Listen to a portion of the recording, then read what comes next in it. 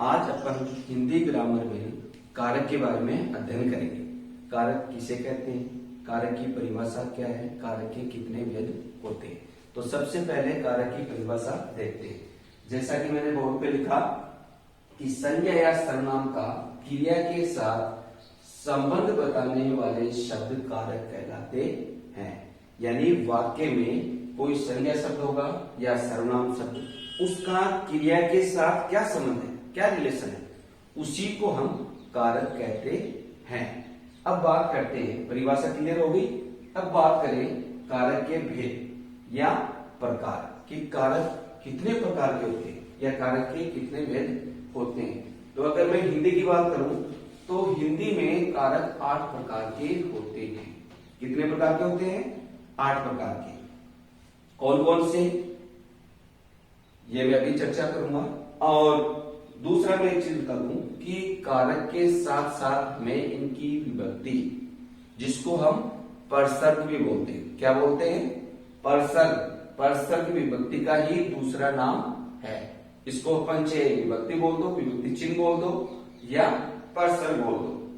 तो एक साइड मैंने लिखा कारक का नाम और उसके जस्ट सामने मैंने लिखा है विभक्ति चिन्ह। इन दोनों को देखेंगे, ये दोनों याद होना बहुत ही जरूरी है अगर हमें कारक की संपूर्ण जानकारी नॉलेज रखना है या लेना है तो देखो, कर्ता ने, कर्ता कारक का नाम है, कर्ता कारक और उसकी विभक्ति है ने। फिर कर्म कारक, विभक्ति चिन्ह क्या है इसका? को। कर्ता ने कर्म को। फिर कारक का नाम आता है कर्ण कारक, कर्ण कारक, इसका विभक्ति चिन्ह है से द्वारा, से द्वारा, यानी ये माध्यम या साधन के रूप में काम में आता है। फिर है संप्रदान कारक, संप्रदान कारक यानी संप्रदान के लिए, जिसके लिए, जिस उद्देश्य से कार्य किया जाता हो वो संप्रदान कारक में होता है।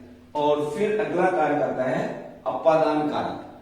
अपादान से, आपने देखा यहां कि कर्म कारक के भी विभक्ति चिन्ह से है और अपादान कारक जो है उसका भी विभक्ति चिन्ह से है, लेकिन दोनों में एक अंतर है। वो अंतर ये है कि कर्ण कारक में जहां विभक्ति चिन्ह से है, ये क्रिया के साधन और माध्यम के रूप में प्रयुक्त होता है।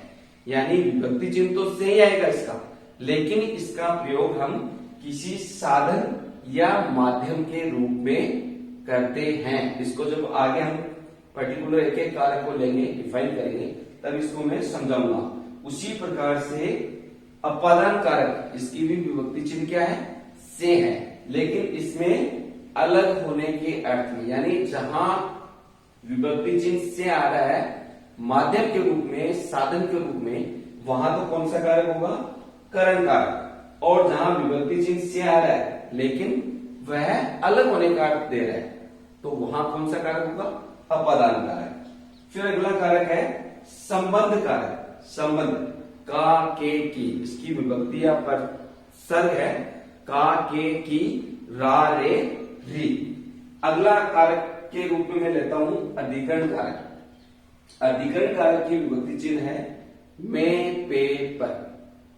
में, पे, पर, यानी क्रिया का आधार क्या है, क्रिया कहां हुई, उसको हम अधिकरण कारक के रूप में देखते हैं। और अंत में है संबोधन कारक। संबोधन, जैसा कि नाम से ही पता चल रहा है, संबोधन किसी को पुकारने के लिए, किसी का आह्वान करने के लिए, किसी को सावचेत करने के लिए, किसी को सावधान करने के लिए हम संबोधन कारक का प्रयोग करते हैं। इसका विभक्ति चिन्ह है हे, ओ, अरे, ये के विभक्ति चिन्ह है। इसको अब हम ये कहूंगा, मैं आपसे ये कहूं कि ये जो कारक हैं इनको एक मंत्र के रूप में भी आप याद कर सकते हो। जैसा कि मैं अभी उच्चारण करूंगा कि कर्ता ने कर्म को कर्ण से संप्रदान के लिए अपादान से अलग होना, संबंध का, के, की, अधिकरण, में, पे, पर, संबोधन, हे, ओ, अरे।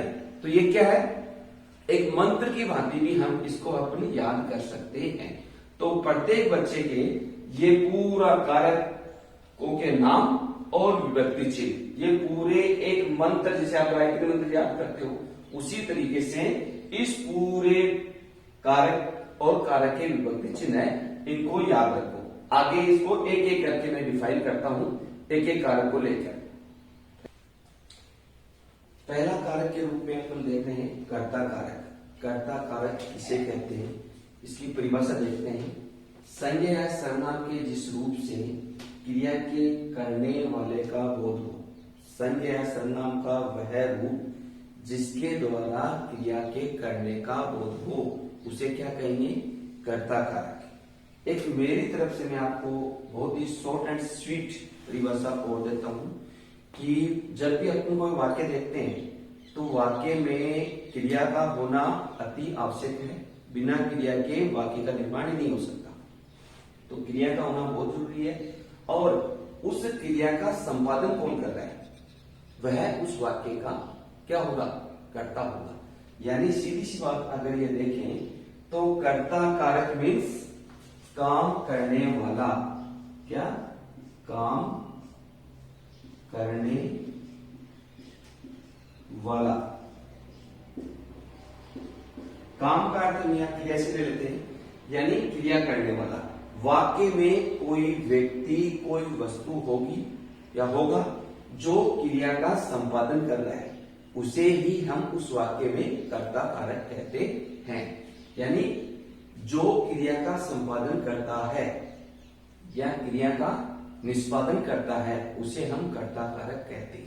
एक दूसरी पहचान और है, जैसा मैंने शुरू में बताया था कि कर्ता कारक का विभक्ति चिन्ह क्या है, विभक्ति चिन्ह पर क्या है, ने। ने जैसा मैंने बोर्ड पर लिखा भी है कि कर्ता ने, तो कर्ता कारक का विभक्ति चिन्ह क्या है, ने। तो वाक्य में अपन देखते हैं कि जहां ने आ रहा है, जैसा मैंने एग्जाम्पल में लिया है, मीरा ने भजन गाया, मीरा ने भजन गाया। अब सबसे पहले इस वाक्य में हमें यह देखना है कि क्रिया कौन सा शब्द है या कौन से शब्द में क्रिया है, और कर्ता या कर्ता कारक कौन से शब्द में। तो इसका मैं थोड़ा सा ये बता दूं कि कर्ता कारक मीन्स काम करने वाला, कि जो काम कर रहा है। ये वाक्य दिया मैंने अभी, ये ऊपर वाले वाक्य को देख रहे हैं अपन कि काम करने वाले को कर्ता कहते हैं। तो इस वाक्य को पढ़ो एक बार, मीरा ने भजन गाया, मीरा ने भजन गाया। अब इसमें अपने को यह देखना है कि काम कौन कर रहा है, काम कौन कर रहा है, काम कर रही है मीरा, मीरा, मीरा ने भजन गाया। तो मीरा इस वाक्य में क्या हुई, कर्ता। तो मीरा यहां कर्ता कारक है। क्यों है, वही फिर वापस उसी बात पे आते हैं, क्यों है मीरा इस वाक्य में कर्ता, क्योंकि मीरा ने कार्य किया, मीरा ने क्रिया का संपादन किया। अब क्रिया, जब तक आपको ये पता नहीं है कि वाक्य में क्रिया कौन से शब्द में हुई है, तब तक आप कारक का जानकारी, कारक की जानकारी नहीं रख सकते। तो इसके लिए पहले हमें क्रिया को समझना बहुत जरूरी है। हालांकि क्रिया का एक अलग से अपना एक टॉपिक है, लेकिन यहाँ शॉर्ट रूप में मैं बताता हूं कि कर्ता के द्वारा, कर्ता के द्वारा जो कार्य किया जाता है उसे क्रिया कहते हैं। कर्ता के द्वारा जो कार्य किया गया, जो काम किया गया, उसे हम क्रिया कहेंगे। तो इस वाक्य में क्रिया क्या है, गाया, क्या है, क्रिया, ये होगी क्रिया।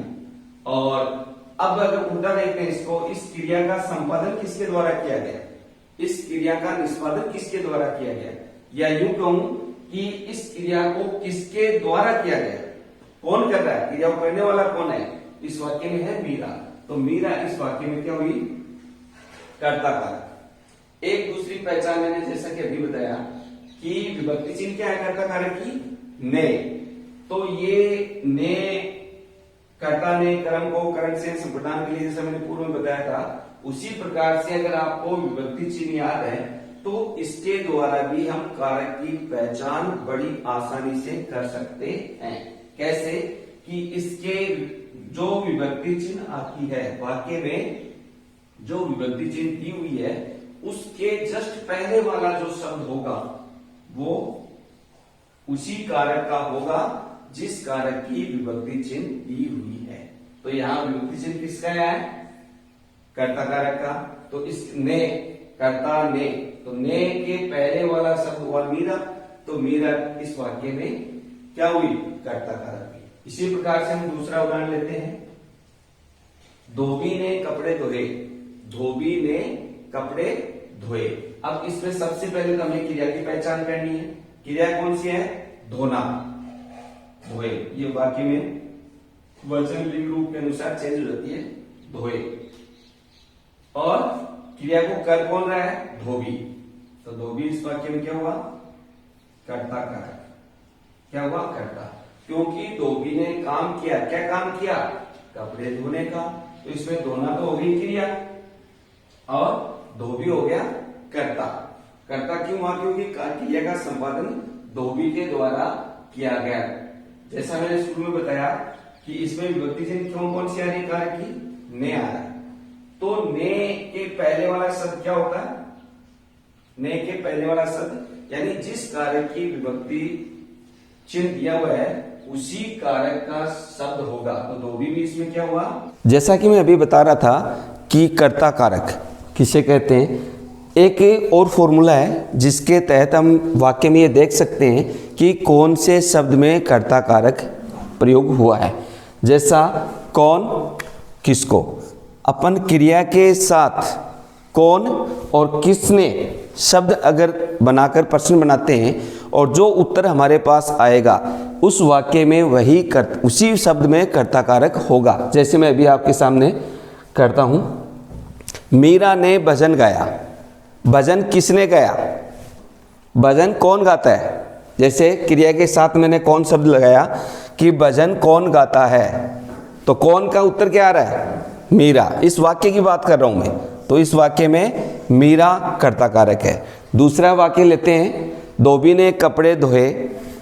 कपड़े किसने धोए, तो किसने का जो उत्तर आ रहा है, किसने का जो जवाब आएगा वही उस वाक्य में कर्ता कारक है। तो इसमें इस किसने का जवाब क्या है, धोबी। तो धोबी क्या हो गया, कर्ता कारक। तो इसमें कर्ता कारक धोबी हुआ। कर्ता कारक की विभक्ति क्या है, ने। लेकिन आपको बता दूं, ये अपवाद मान लो, या ये ध्यान देने वाली बात है कि वर्तमान काल और भविष्यत काल, ये दो काल ऐसे हैं, इनमें जो भी वाक्य बने हुए आएंगे उनमें कारक की विभक्ति चिन्ह का प्रयोग नहीं होता है। जैसा कि मैंने बोर्ड पे लिखा है, मोहन खाना खा रहा है।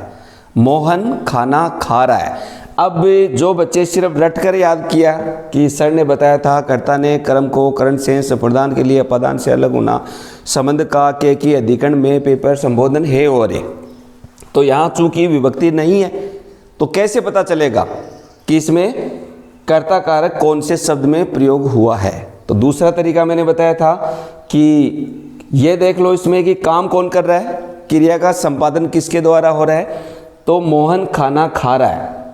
इसमें मोहन करता है। क्यों, क्योंकि खाना खाने का इसने काम किया। क्रिया का कार्य किसके द्वारा हुआ, मोहन द्वारा। यही सेंटेंस मैं भविष्यत काल में लेता हूं, मोहन खाना खाएगा। मोहन खाना खाएगा, इसमें भी कर्ता कारक की जो विभक्ति थी, जो पहले वाले सेंटेंस में जो ने आ रही थी, यहां नहीं है।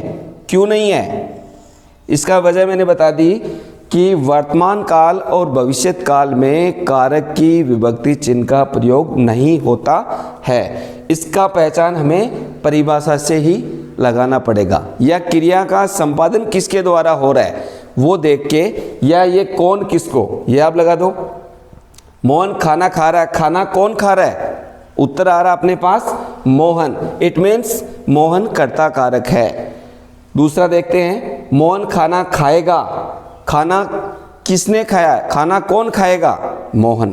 तो यहां भी कर्ता कारक कौन सा शब्द में है, मोहन में।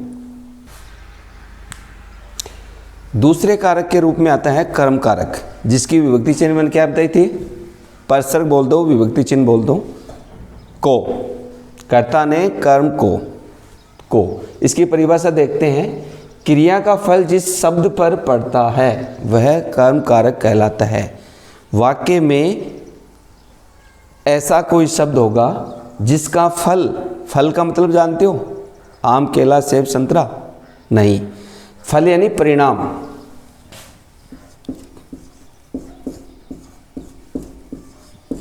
इंग्लिश में बोलते हैं जिसको रिजल्ट, परिणाम। इफेक्ट यानी क्रिया का फल जिस शब्द पर पड़ता है वह कर्म कारक कहलाता है। कौन सा कारक कहलाता है? कर्म कारक। यानी वाक्य में ऐसा शब्द जिसका फल क्रिया का फल जिस पे पड़ता हो, यानी क्रिया से प्रभावित कौन हुआ। सीधी सी बात है कि वाक्य में काम करने वाले को कर्ता कारक कहते हैं। थोड़ा सा पीछे चलते हैं। काम करने वाले को कर्ता कारक कहते हैं। कर्ता के द्वारा जो कार्य किया गया, कर्ता के द्वारा जो कार्य किया गया उसे क्रिया कहते हैं।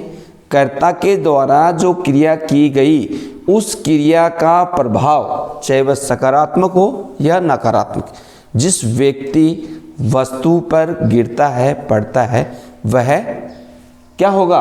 उस वाक्य में वह कर्म कारक कहलाता है। क्या कहलाएगा? कर्म कारक। चर्चा चल रही थी कर्म कारक कि वाक्य में क्रिया का फल या परिणाम जिस शब्द पे पड़ता है या वाक्य में जो क्रिया होती है उस क्रिया से प्रभावित कौन हुआ, वह उस वाक्य में क्या होगा? कर्म कारक होगा। जैसा कि मैंने एग्जाम्पल लिया है, उदाहरण लिया है, नरेंद्र मोदी ने जनता को पत्र लिखा। नरेंद्र मोदी ने जनता को पत्र लिखा। अब इसमें पीछे वाले कारक भी साथ साथ रिपीट करते चलेंगे अपन। नरेंद्र मोदी काम करने वाला, इसलिए ये हो गया इस वाक्य में कर्ता। नरेंद्र मोदी ने जो कार्य किया वह क्या हो जाएगी इस वाक्य में? क्रिया। लिखने का काम किया तो ये हो गई इसमें क्रिया। क्या हो गई? क्रिया। अब अपने को ये देखना है कि इस क्रिया का प्रभाव किस पे पड़ रहा है, इस क्रिया से प्रभावित कौन हो रहा है, वह इस वाक्य में क्या होगा? कर्म कारक होगा। तो इसमें क्रिया से प्रभावित होने वाला शख्स दो है, यानी दो शब्द ऐसे हैं इस वाक्य में जो क्रिया से प्रभावित हो रहे हैं। तो क्या दोनों ही कर्म कारक है? बिल्कुल सही है कि एक वाक्य में दो कर्म भी हो सकते हैं। जैसा अपन क्रिया पढ़ेंगे, क्रिया वाले टॉपिक में पढ़ेंगे कि एक कर्मक द्विकर्मक क्रिया होती है, तो उसी प्रकार से इसमें दो कर्म प्रयुक्त हुए हैं। तो इसमें जनता और कर्म ये दोनों ही क्या है? जनता और पत्र दोनों ही क्या है? कर्म कारक है। दोनों ही क्या है? कर्म कारक है। इसको दूसरे तरीके से मैं आपको समझाता हूं कि वाक्य में जो क्रिया है उसके साथ अपन क्या और किसको लगाकर प्रश्न करते हैं, और जो उत्तर जो जवाब अपने पास आता है इस वाक्य के अनुसार वह उस वाक्य में कर्म कारक होगा। जैसे नरेंद्र मोदी ने जनता को क्या लिखा? नरेंद्र मोदी ने जनता को क्या लिखा? तो क्या का जवाब क्या आ रहा है? पत्र। इसलिए ये क्या हुआ? कर्म कारक। दूसरा क्वेश्चन करते हैं, नरेंद्र मोदी ने पत्र किसको लिखा? किसको का उत्तर क्या आ रहा है? जनता। तो जनता भी इसमें क्या है? कर्म कारक। इसलिए इसमें दो कारक है, एक कर्मक और द्विकर्मक क्रिया इसमें प्रयुक्त हुई है। इसी प्रकार से दूसरा शब्द वो उदाहरण लेते हैं अपन, राधा आम खाती है। राधा आम खाती है। अब इसमें उसी तर्ज पे अपन देखते हैं, काम करने वाला कर्ता। राधा ने काम किया इसलिए राधा कर्ता। राधा ने क्या काम किया? क्रिया। खाने का काम किया इसलिए खाना क्या हो गया इसमें? क्रिया। अब क्या खाया? राधा ने क्या खाया? इसमें देखो विभक्ति चिन्ह नहीं है। जैसे यहाँ कर्मकार का विभक्ति चिन्ह को आ रहा था, यहाँ विभक्ति चिन्ह नहीं आ रहा, लेकिन फिर भी जो परिभाषा अपन ने बनाई है उस परिभाषा के अनुसार देखते हैं कि राधा आम खाती है। राधा ने क्या खाया? तो अपने पास उत्तर आता है आम। क्या उत्तर आता है? आम। राधा किसको खाती है? राधा आम को खाती है। तो आम क्या निकल के आया? कर्म कारक के रूप में। तो आम शब्द में कर्म कारक प्रयोग हुआ है। तीसरा कारक है करण कारक, जिसकी विभक्ति चिन्ह से द्वारा। विभक्ति चिन्ह पर शब्द क्या है इसका?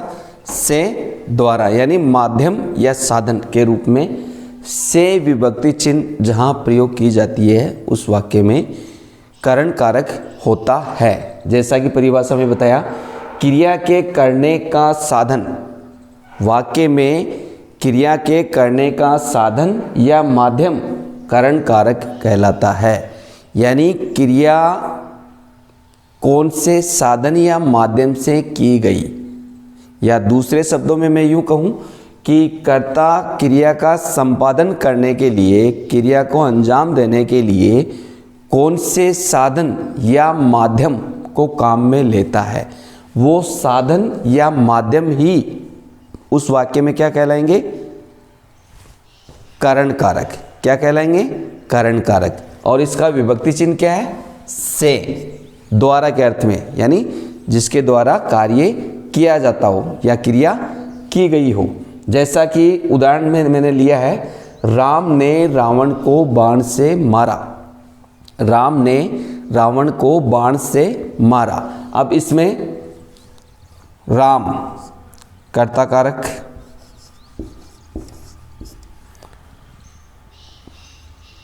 रावण कर्म कारक, मारा क्रिया। यहां तक तो क्लियर है सबके? काम करने वाले को कर्ता कहते हैं, राम ने काम किया मारने का, इसलिए राम कर्ता कारक, और राम के द्वारा कार्य क्या हुआ? मारने का, इसलिए मारना क्रिया। और मार का प्रभाव, परिणाम, फल किस पे गिरा? रावण पे, इसलिए रावण कर्म।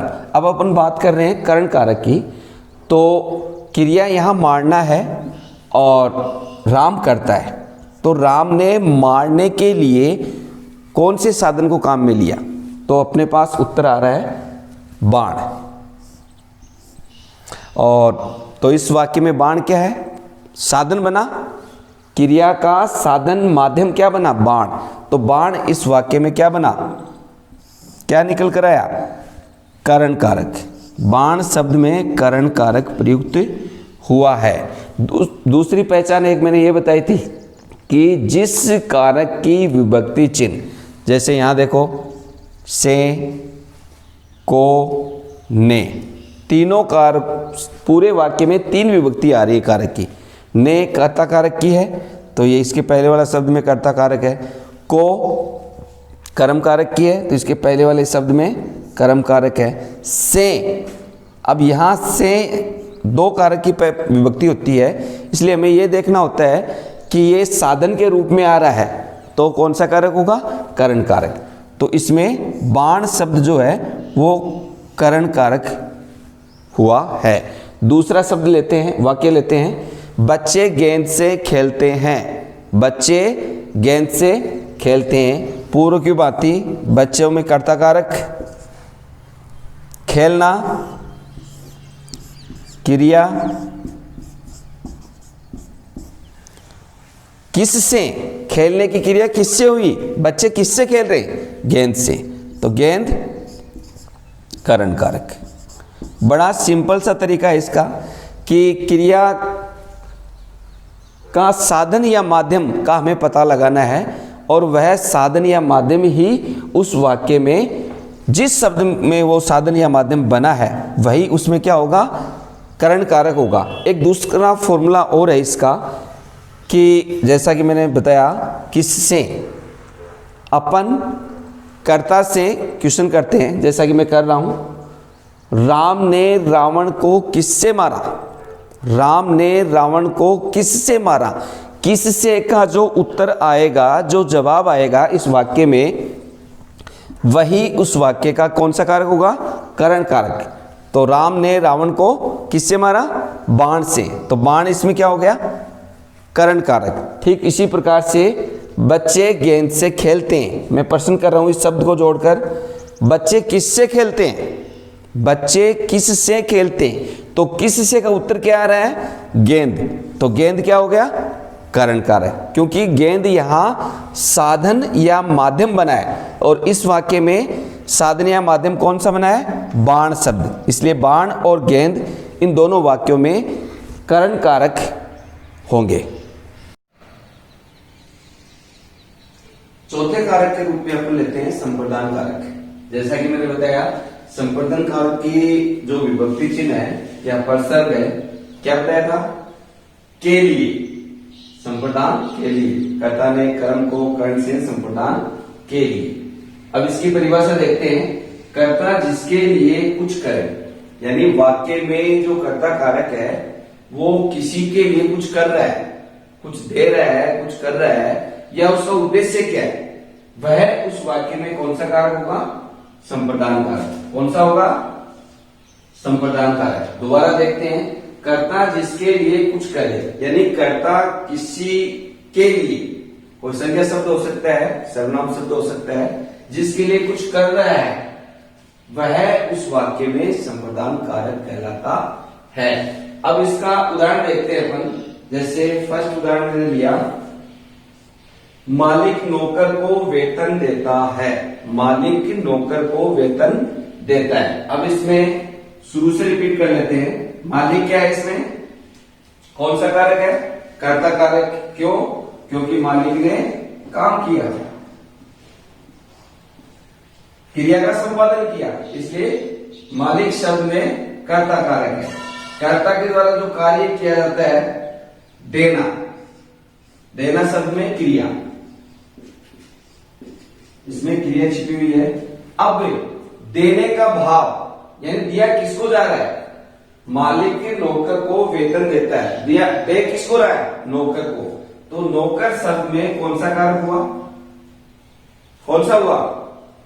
संप्रदान कारक। इस शब्द में कौन सा कारक होता है? संप्रदान। क्यों?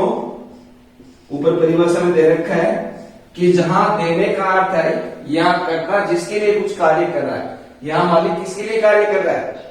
देने का कार्य किसके लिए कर रहा है? नौकर के लिए। तो नौकर इस वाक्य में कौन सा कारक का शब्द बना? संप्रदान कारक का। इसी प्रकार से दूसरा उदाहरण देखते हैं। गरिमा ने बहन के लिए साड़ी खरीदी। गरिमा ने बहन के लिए साड़ी खरीदी। तो गरिमा तो क्या हुआ इस वाक्य में? गरिमा शब्द में कौन सा कारक? वही काम किया गरिमा ने, इसलिए क्रिया का संपादन किया, इसलिए गरिमा शब्द में है कर्ता कारक। खरीदने का काम किया, तो खरीदना क्या हो गया इसमें? क्रिया। क्या हो गया? क्रिया। और देने का भाव, यहां जैसे मैंने कहा देने के अर्थ में मोस्टली यहां संप्रदान कारक जो होता है वो देने का भाव छोड़ता है। तो यहां अपने को ये देखना है कि गरिमा है वो साड़ी किसको दे रही है, या साड़ी किसके लिए खरीदी? बहन के लिए। तो बहन को देने के लिए खरीदी होगी, जाहिर सी बात है। तो बहन शब्द में भी कौन सा कारक है? संप्रदान कारक। इसी प्रकार से तीसरा उदाहरण देखते हैं। मुख्य अतिथि ने छात्र को उपहार दिया। चीफ गेस्ट जो होता है मुख्य अतिथि, मुख्य अतिथि ने छात्र को या विजेता को उपहार दिया।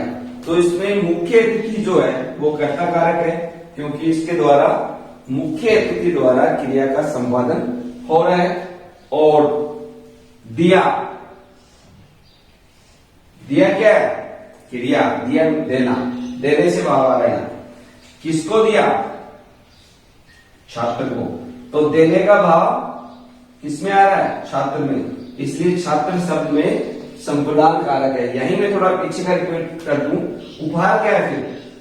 इस शब्द में उपहार क्या है, या उपहार शब्द में कौन सा कारक है? पहले जो मैंने पूर्व में पढ़ाई उन्हीं में से एक है। उपहार शब्द में कर्म कारक है। मुख्य अतिथि ने छात्र को क्या दिया? उपहार दिया। तो उपहार शब्द में कर्म कारक। और यहां बात कर रहे हैं अपन संप्रदान कारक की, तो यहां नौकर शब्द, यहां बहन शब्द और यहां छात्र, इन तीनों ही शब्द में कौन सा कारक है?